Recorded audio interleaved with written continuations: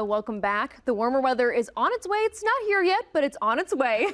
Between summer vacation and more time outdoors are top of mind. We have travel expert and Globetrotting Mama with us, Heather Greenwood Davis. You are back to share some trips with us. So welcome back to the show. Thank you. Thank you. I am so excited to take you outdoors today. Whew. So we're going to start in Africa on a safari. So this is, let me preface this and say both of these are bucket list trips, but they are the kind of bucket list trips you absolutely want on your bucket list.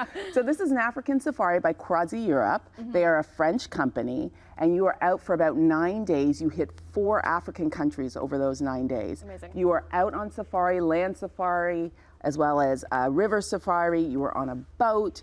You are just exploring Botswana, South Africa, Namibia, and Zimbabwe.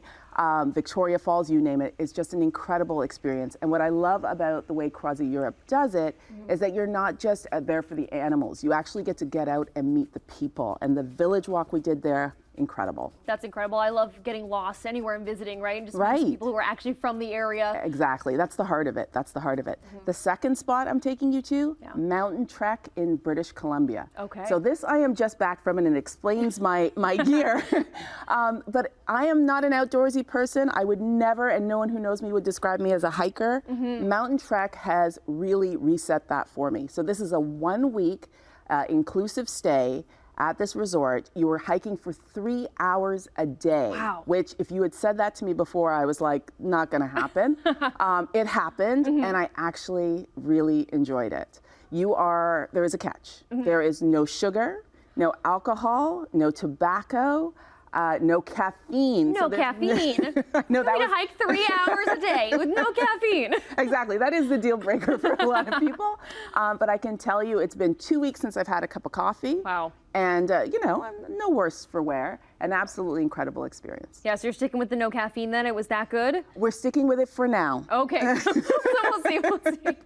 So We'll see. We were talking a little earlier, both of us, I mean, love to travel. I Yeah. told you I love to visit places, but I'm not that outdoorsy of a person necessarily. How outdoorsy do you have to be for this to be really fun for you? You actually don't have to be. I am also not outdoorsy. I mean, anyone will tell you that. But this experience really changed that for me, and I think that's it. I encourage people to just think of hiking as taking a walk and get out there. And one of the things that is going to make it easier is having the right gear. So there's just 2 things I want to tell you about. One is the new gear sharing services that are out there. So I encountered my first one in Millinocket, Maine, which is the Katahdin Gear Library. They're actually talking about lending you backpacks and hiking gear so you can get out there without making the investment. And the second thing is to pick up clothing and look at the outfitters who are actually catering for everybody.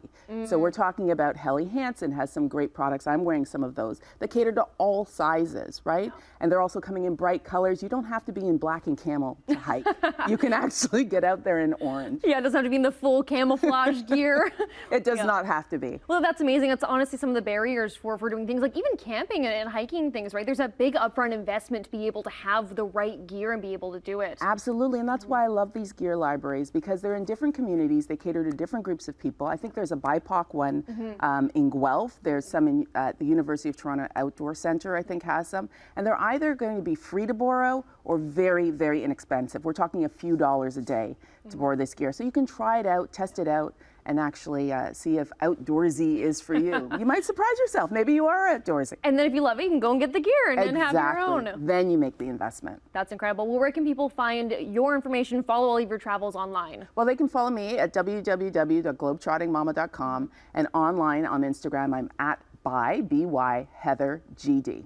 Amazing. What's your next trip planned? What do you have going on? Oh my goodness. Next week, I head off to Tanzania. Wow. So I am heading out again to sort of explore a couple of lodges there, the Singida group of lodges. I can't wait to do that. And then after that, Norway.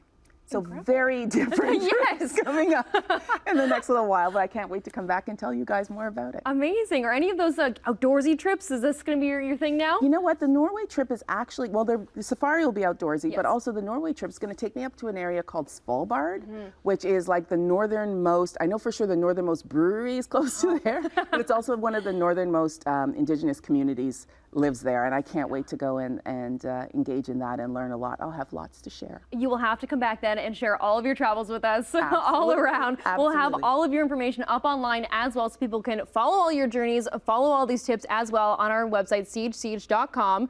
And that's the end of our morning live show today. So thank you so much for being here for Thank it. you for having me. Always Yeah. a pleasure to be here. Again, you'll have to be back very soon. For sure.